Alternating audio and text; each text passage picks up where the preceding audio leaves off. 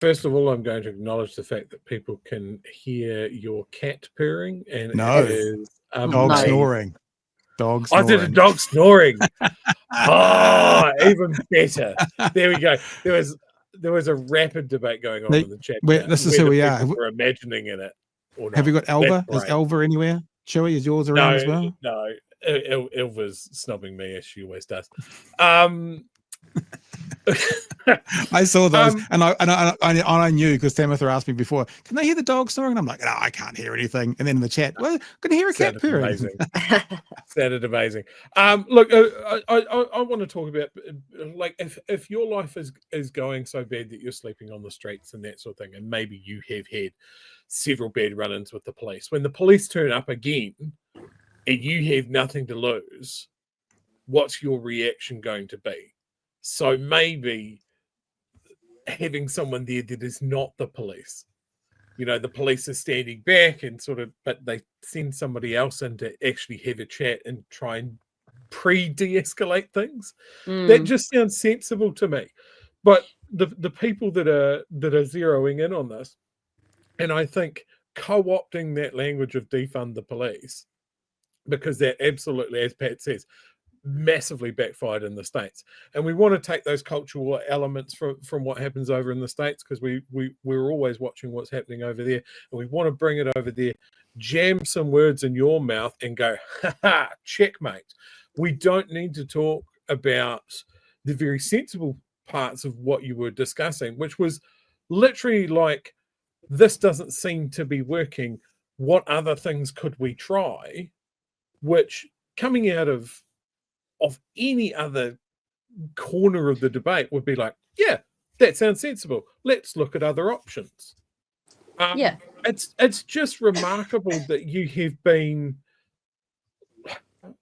the focus point of so what is it like to be the focus point of something that seemed like a pretty intense week of media coverage and public commentary and all of that sort of thing?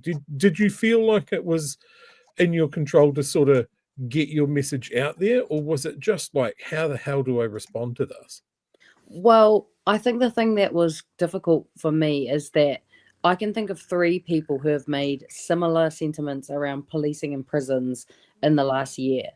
Andrew Costa, the police commissioner, on his way out.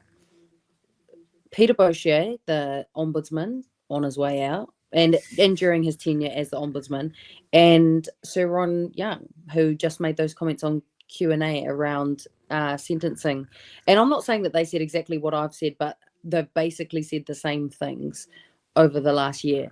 Was there scrutiny on what they had said? Absolutely not. And yeah, I guess, what does it feel like being at the center of that? Well, one big thing that people have been saying to me is, that especially some of your more old school activists, is that they've been saying these things for a long time, particularly around the police. And this is not a new concept by any means. And so the focus on it, I mean, I guess it kind of is what it is. I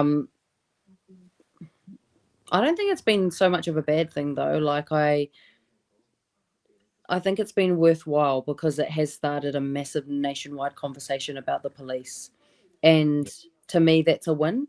I feel like there's 2 different types of media attention you can get in a kind of negative light. And one is on politics and the other is on personal things. And so for me, the political focus has been all good, because it's like, I just turn my phone off when I get home, all good.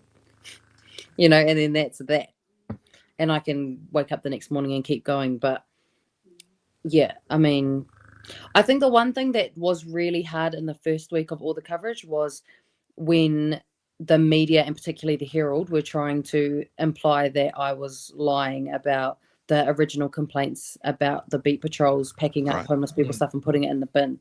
And having the Salvation Army come out and say, well, we never made those comments in an official capacity. And it's like, okay, so when I meet with your frontline workers, would you like me to ignore everything they say then, because it's not within an official capacity, because you didn't put it in a letter and send it to me, And I remember calling the worker that told me about those concerns in the first place, and he said, no, that is what I talked to you about. And the other thing that you should know is that the relationship between the Beat Patrol and homeless people is so hostile that they won't even say hello to people who are rough sleeping, and that represents the relationship that they have.